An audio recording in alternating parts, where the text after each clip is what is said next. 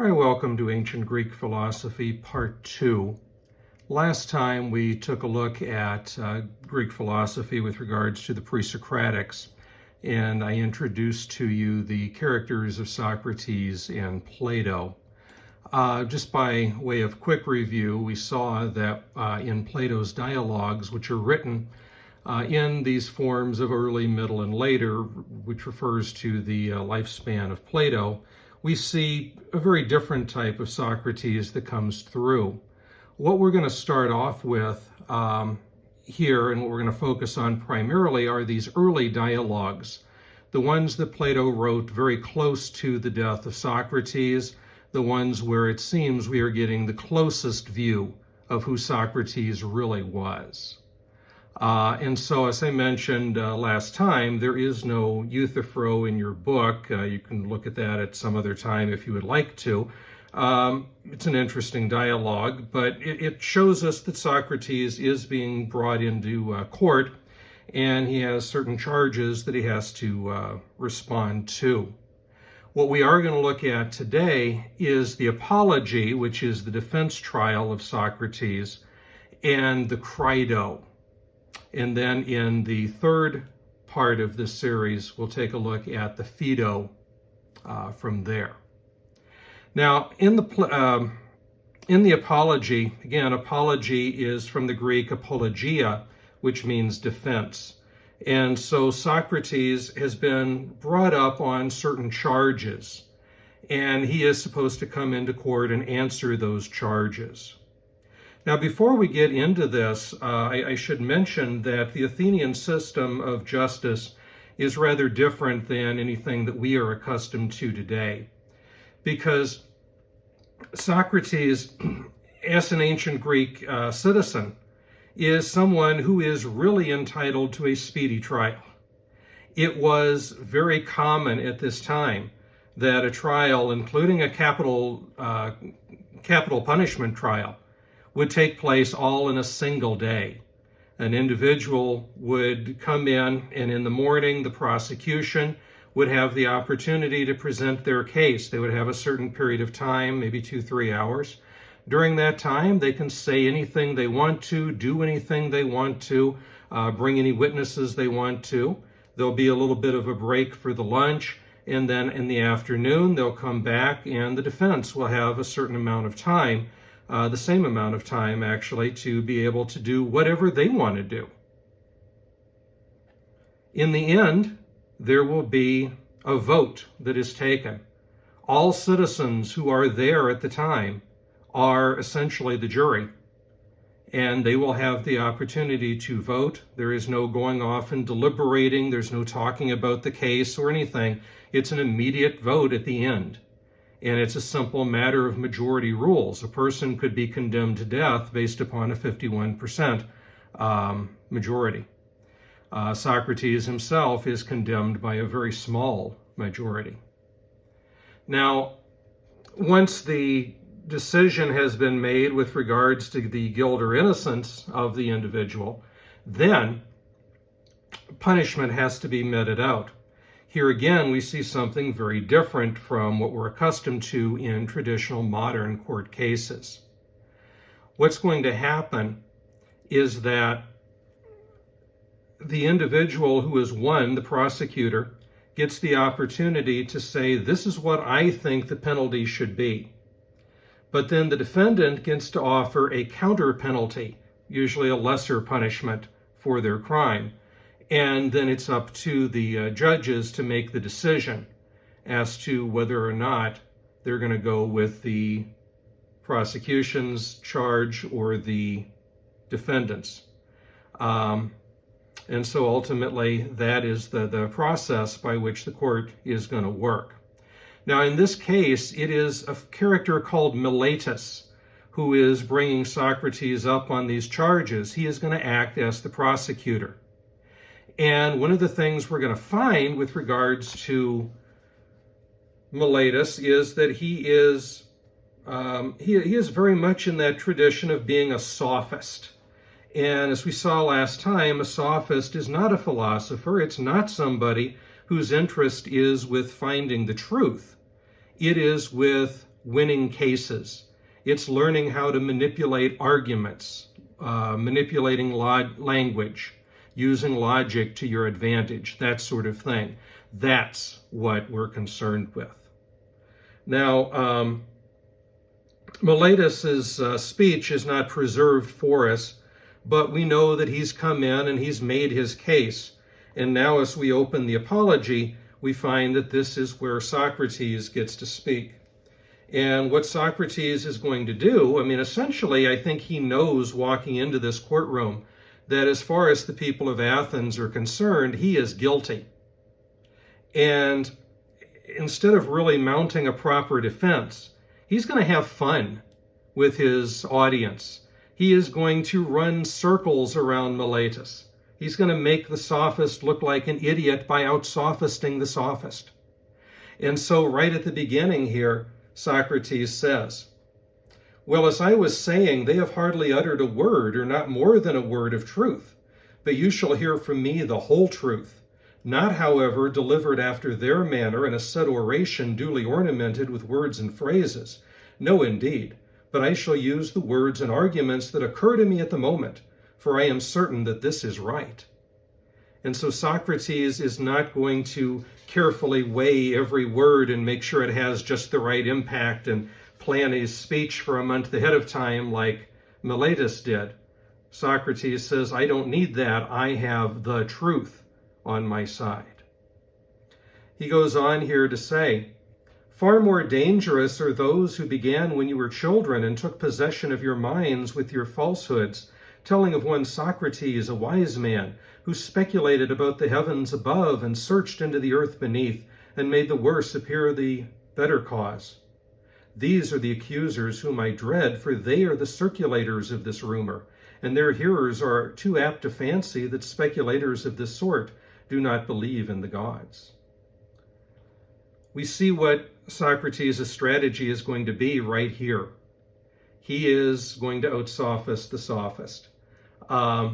You're saying that I, Socrates, am the dangerous one, but aren't you really the dangerous one? Because you're teaching people to follow the status quo, to not challenge, to not question. And by doing so, society is going to stagnate. We need people who question. We need people who challenge. Now, Socrates, of course, has been brought into trial on two very specific charges, but he's going to do something here that, again, would never happen in a modern court of law. He is going to bring additional charges against himself, what we call the minor charges. He's going to do this for a couple of reasons. First of all, he recognizes that he's probably going to be condemned. He's probably going to be put to death at the end of this trial. And so he sees this as his last opportunity to clear his name of things that bother him. But he also, again, wants to make use of this knowledge later on, which we'll see. Now, the first charge is that Socrates pursues natural science. At the time, Greece was a very segregated type of society in the sense that everyone had their particular occupations, their particular spheres of influence. And so things of natural science, the origins of the universe, speculations about the planet, its origins, space, that sort of thing, that was not the domain of a philosopher. That was the domain of others. And so Socrates, he says, it's been said he pursues natural science. Well, not a horrible crime per se, but it does show that he doesn't know his place. But Socrates is going to turn to the audience around him. And he says, look, you are sitting in judgment of me. You have spent all of this time trying to prosecute me. You know me. Have I ever spoken about any of these issues? Have I ever inquired into the origins of the universe? Have I ever delved into any of these issues of natural science? And ultimately, the audience sitting in judgment of him has to say no. I mean, it's one thing to spread slanders about people behind their back.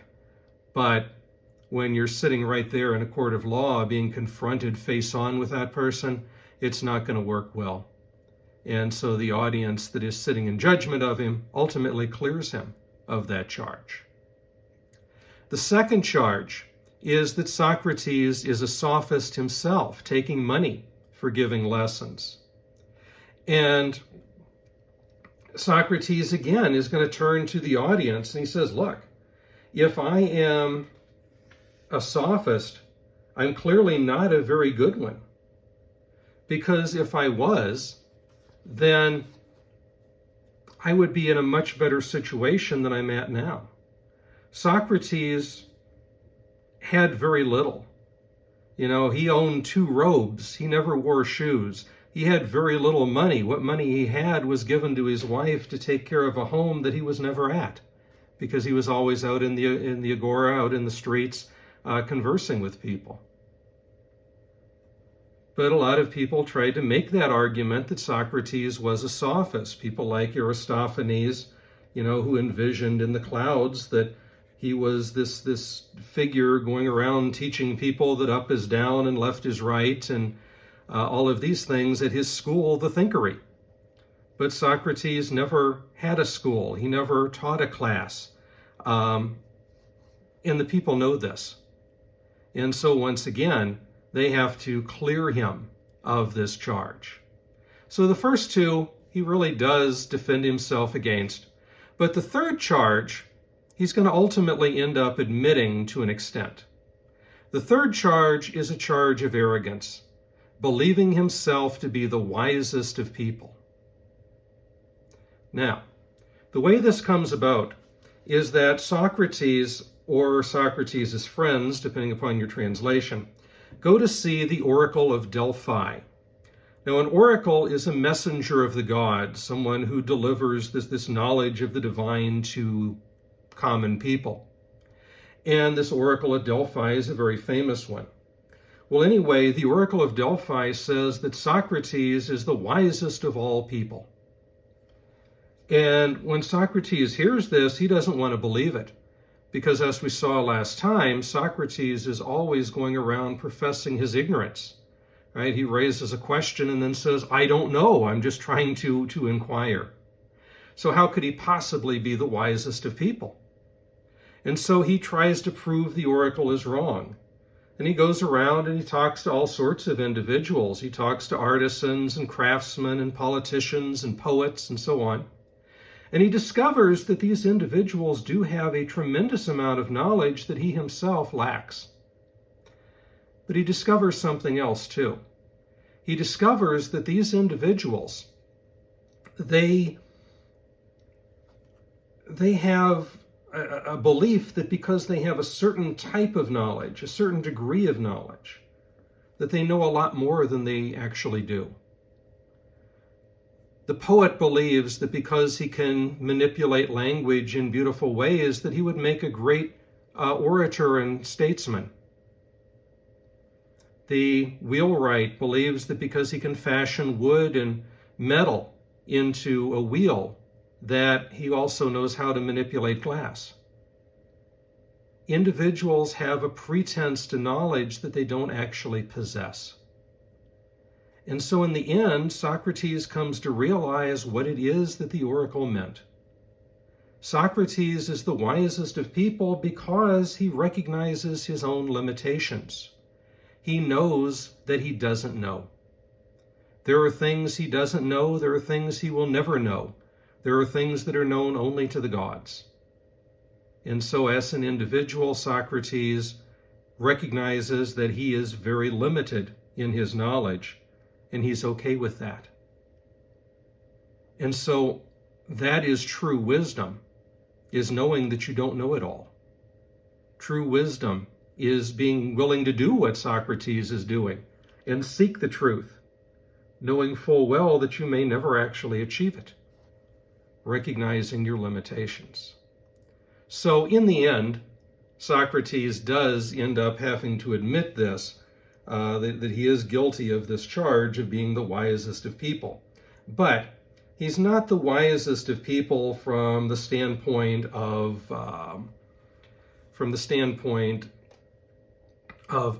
arrogance. It's more by example. Socrates, and anyone like Socrates, is a wise person. Now, having dealt with these minor charges that he brings up himself, the time has come to turn to the two major charges, the reason why he is there in the first place. He has been accused of corrupting the youth of Athens and of inventing new gods. The idea of inventing new gods, if I start with that one, the Greek society is a polytheistic society. There are lots of gods and goddesses. And so the claim is that Socrates is introducing this new goddess, Sophia, the goddess of wisdom, into the pantheon. And when we talk about corrupting the youth, part of that is convincing the young of Athens of this fact that there is this new deity that is present. And also, of course, teaching them to challenge the status quo, to go beyond themselves, to think for themselves, to question things. That was perceived as a corruption on the part of the Athenians. Now, ultimately, of course, Socrates in his mind is not corrupting the youth. He is educating them. He is teaching them, the importance of questioning and challenging things. And Socrates himself is not actually bringing a new god or goddess into the pantheon at all. When he talks about Sophia, he is talking about Sophia with a small letter S, not with a capital S. He is talking about knowledge itself being something we should pursue, something we should seek. He's not talking about the goddess Sophia. Of course, in print, in Greek, that would be difficult to make that distinction in the way that I just did.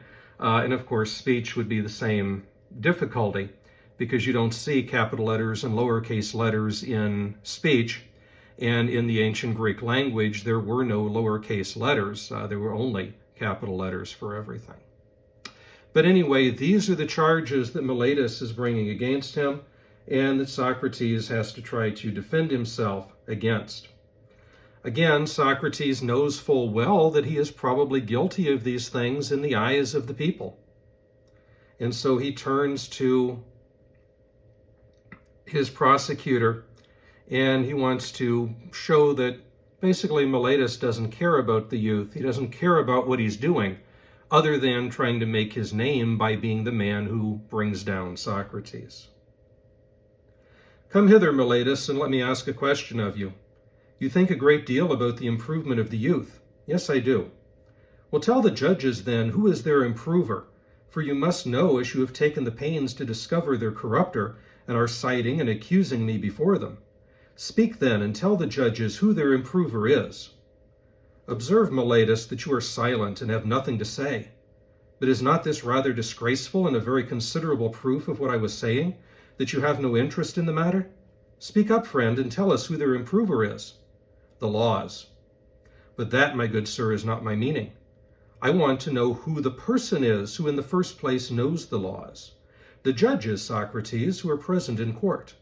What, do you mean to say, Miletus, that they are able to instruct and to improve the youth? Certainly they are. What, all of them? Or only some and not others? All of them. Well, by the goddess Hera, that is good news. There are plenty of improvers then. And what do you say of the audience? Do they improve them? Yes, they do. And the senators improve them, and so on and so forth. Socrates ultimately leads Miletus down this road to where he ultimately says that every single individual in Athens works towards the good, the betterment of the youth, and that Socrates is the sole only corrupter. Now, here is the thing. That is a ridiculous statement because, first of all, if you had thousands of people working towards the betterment, How could one single person work against that? It would be too against the odds. But more importantly, it's impossible that every single person, regardless of their intentions, works towards the interests or the good of the others. You've heard the phrase that too many cooks spoil the broth. You know, if you have one or two people in a kitchen following a recipe, you're going to end up with some nice soup. But if you have 50 people traipsing through that kitchen, and each one adding a pinch of that and a little bit of that, before long it's inedible. Even though the intention was good, the ultimate end result is disastrous. Plato uses the example in here of horses. You know, a handful of people, the owner of the horse, the horse doctor, the trainer, you know, these individuals might know what's in the best interest of the horse. But if you had 100 people traipsing through your farm, every one of them doing what they thought was the right thing, that horse would end up getting harmed. And so the simple fact is that it is impossible to have every single person in Athens be to the betterment, and Socrates alone be the detriment. Socrates, notice, doesn't actually defend himself here. He doesn't say, I am not a bad influence. I'm not corrupting the youth. He doesn't say that. But instead, he turns the tables and puts Meletus on trial to show that Meletus really doesn't know what he's talking about. He really doesn't care about the young. And then we turn to this other issue. I have shown Athenians that, as I was saying, Meletus has no care at all, great or small, about the matter, but still I should like to know Meletus and what I am affirmed to corrupt the young. I suppose you mean, as I infer from your indictment, that I teach them not to acknowledge the gods which the state acknowledges, but some other new divinities or spiritual agencies in their stead. These are the lessons which corrupt the youth, as you say. I say that emphatically. Then by the gods, Meletus, of whom we are speaking, tell me in the court in somewhat plainer terms what you mean. For I do not as yet understand whether you affirm that I teach others to acknowledge some gods and therefore do not believe in the gods, and am not an entire atheist. This you do not lay to my charge, but only that they are not the same gods that the city recognizes. The charge is that they are different gods. Or do you mean to say that I am an atheist simply, and a teacher of atheism? I mean the latter, that you are a complete atheist. Once again, Meletus has fallen right into Socrates' trap. Socrates knows that Meletus is there simply to try to win this prosecution. He is after Socrates' death by any means necessary. And so, what is Socrates doing here? Again, he doesn't defend himself specifically and say, no, I'm not inventing new deities. What he does is he works to get Meletus to actually change the charge right in the middle of the trial. No longer is it a case of inventing new gods. Now it's a matter of promoting atheism, the belief that there are no gods whatsoever. Of course, bringing a new deity into a pantheon of many, many deities is something that's going to happen from time to time. It's not exactly an executable offense. But atheism, denying the existence of gods, that is an executable offense. And so when he's given this opening, Meletus jumps upon it. And he says, now's my chance to really get Socrates. But what happened? Well, Socrates had outsmarted him. Because just a few moments ago, he talked about the oracle of Delphi, the messenger of the gods. If Socrates believes in and accepts the oracle, the messenger of the gods, then clearly he must also believe in the gods. Because if the gods didn't exist, where would the messages be coming from? And so, they may or may not be the gods of Athens that he's getting messages from, but he's not an atheist. He clearly demonstrates through that, and has already done so, that he believes in some higher power, some greater being. Now, despite how well Socrates was at presenting these things, in the end, it ultimately, unfortunately, does not matter. Because, again, there's no time to go off and think about what's happened, no idea to talk about it, to ponder the issues. There is an immediate vote. And so Socrates is finishing his speech, and this vote is taken. And the ultimate tally is 281 against, 220 in favor of. So he is condemned basically by a swing of about 30 votes. Now, this means, of course, Meletus has, despite all of his shortcomings, won the trial. Socrates has been condemned. Once Socrates is condemned, Meletus gets to offer the penalty, and of course we know he wants the death penalty. But Socrates, as the defendant, gets to offer a counter penalty. But he doesn't want to do that, because to offer a counter penalty, he would effectively be admitting that he was wrong, that he was deserving of punishment, and in his eyes he is not. But they are forcing him, they're kind of pushing the issue. And so he says, well, let's consider what my options are. Suppose that I take a prison term.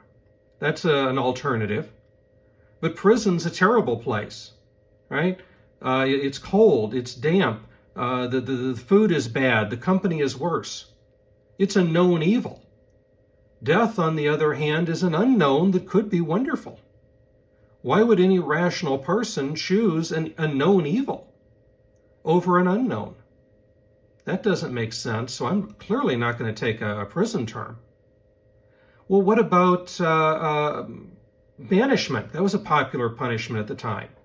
He could be banished to another land. Well, Socrates said, the thing is, knowledge of him and what he does is spread far and wide. He's not going to stop because of this. So the fact is that if he were banished somewhere, it's doubtful that anyone would take him in. He'd have nowhere to go. And even if he did find a place, it wouldn't be long before he was on trial again, because he wouldn't stop doing what he was doing. So he doesn't think banishment is a good option either. The only other possibility is to be fined. But as Socrates pointed out earlier, he has no money. But his friends come together and say, well, name a fine, Socrates, we'll pay it for you. We'll get you out of this. But again, he doesn't want to do that because he doesn't want to admit of guilt. Finally, he reaches into his coin purse. He says, look, I have 30 minae, and I propose a fine of 30 minae. That's basically like saying a fine of 30 cents. It's not acceptable. So without any legitimate counter penalty, they have no choice but to condemn Socrates to death. Now, when that happens, all of Socrates' friends are lamenting or crying, but Socrates himself remains calm. And he tries to encourage them in a way. And he says, look, when it comes to death, we shouldn't whine or complain about it when it comes. In fact, the philosophers pursued death their entire life because there is no real knowledge or understanding in this world. We have to leave it behind and go somewhere else to discover what the truth is. And that means dying. Now, to our understanding, death is one of two things, both of which are good, both of which are better than where we are now. So he says, look, death is a good because it's either fading into nothingness or it's migrating to another place. If death is fading into nothingness, in other words, we die and that's it, there's nothing beyond it, then there is a sort of eternal peace that comes with that. The world that we're living in is one that's filled with violence, with warfare, with famine, with disease, with plague, with all kinds of problems. This life is a life of misery. And so what would happen if we simply faded into nothingness? All of that misery and suffering would stop instantaneously, and we would no longer have to suffer anymore. And so that's a good thing, isn't it? And so that's what some people believed. Other people believe that when we die, we migrate to another place. Some people would say that we would go to heaven. The Greeks referred to Hades. Hades is a realm of the dead, which has many different parts where a person can be effectively thrown into the pits of hell, or they can enjoy the Elysian fields of paradise. But this is where all individuals go. And Socrates says, look, if death is migrating to this other place, then just imagine who's already there. Imagine the people I could meet. Imagine the conversations I could have. I wouldn't have to be dealing with dolts like Miletus here. I could very simply be concerned with much more important things. I could have conversations with Heraclitus. I could have conversations with Pythagoras. I could have conversations with Homer. Imagine what I could discover there. And so regardless of whether it's fading into non-existence or going to another place, death is a positive thing. It is not something that we should lament or cry or worry about. Our concern here is such that, ultimately, I'm looking forward to it. And I think that's an important thing to take out of this, is that Socrates is not acting the way a lot of people would upon being condemned to death. He seems to be joyful about it. He seems to be looking forward to it because he's finally going to get his answers. I think it's important for us to remember, though, that when this trial takes place, Socrates is about 70 years old. He's lived his life. Most of his friends have already gone on before him. He's discovered everything he can discover here. He's ready for that next great adventure. He welcomes it. If this trial had taken place when he was 25 or 30, he might have felt very differently about it. But by the age of 70, which is incredibly old for that time period, he seems more than ready to go. And so he tries to comfort his friends throughout all of this while he remains calm and looking forward to it. But in the end, as he's being led away from the court, he says at one point to his colleagues, and this is the last line of the apology, "The hour of departure has arrived and we go our ways. I to die and you to live. Which is better? God only knows." And I love that line because we can almost see Socrates as laughing as he says it, as being very jovial through this. Look, you guys have just condemned me to death, but you're condemned to life. Which one's better? I have no idea, but I'm going to go find out, and you are still going to be stuck here. Ha ha. That's the Socrates that we know and love. That's the individual that really is there sort of presenting this view of the discoverer, the person that wants to know the truth by whatever means, the true philosopher. And so he welcomes death. Now at this point, Socrates will be carried away. He does have to wait in prison for 3 days for the execution order to take place.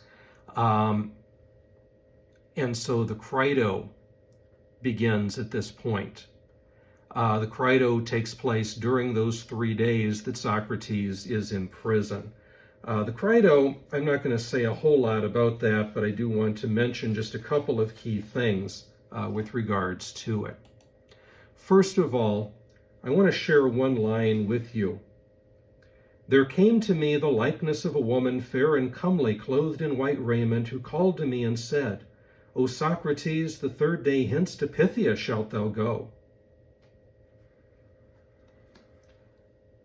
I mention this because essentially what's happening is that Socrates is waiting in prison for that official execution order to come through so that his death can be carried out. And this figure appears to him. This is the goddess Sophia. This figure, this woman, this figure of wisdom, of knowledge. And she brings him this knowledge that in 3 days you will have the truth. Because in 3 days death will come and he will discover what lies after, what lies beyond. Now this seemingly almost throwaway moment within the Crito is going to be picked up on by a lot of key philosophers, including Boethius, who will be reading his Consolation of Philosophy later. And in the Consolation of Philosophy, Boethius is also essentially under arrest, waiting his execution. And this figure of Lady Philosophy appears before him. And that is a direct reference back to what happens here within the Crito. Now, the main gist of what happens in the Crito is that the figure of Crito, one of Socrates' friends, is going to come to him while he's in prison. He has money, and he wants to bribe the guards and help Socrates to escape. Socrates will thank Crito for his friendship, but tells him that he has no intention of escaping because the people of Athens have spoken. This is where we get this notion that Socrates believed very firmly in the concept of Athenian democracy. He has lived his entire life under the democratic system of Athens. He believed it to be the best form of government. And he says, look, if I felt that this was not the best form of government, I would have left. I would have gone somewhere else. I could have gone to Corinth and lived under a king. I could have gone to Sparta and lived under a military dictator. You know, I could have gone to any of these other places if I thought they were better, but I didn't. I believed that democracy was the best form of government. I stood behind it my entire life. And now the people of Athens, through this democratic process, have asked for my death. I am not going to run away from it. If I were to run away, first of all, it would be a sign of admission of guilt, and I am guilty of nothing. Secondly, it would imply that I turned my back on this government that I have supported my entire life.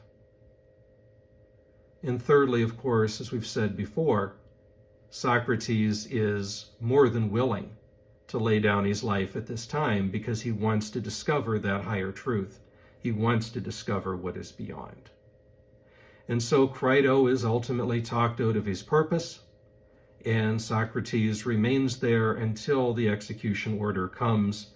And at that point, he will be able to be taken off and given the hemlock to drink. And that will bring the end to his life. Now, when we come back in the third video, we're going to take a look at the Phaedo. And the Phaedo is basically the final conversation that Socrates has with his friends before he drinks the hemlock and dies. It's a very interesting piece, and it also introduces to us what becomes one of the most important philosophical theories, what's called the theory of the forms. So we'll look at that next time.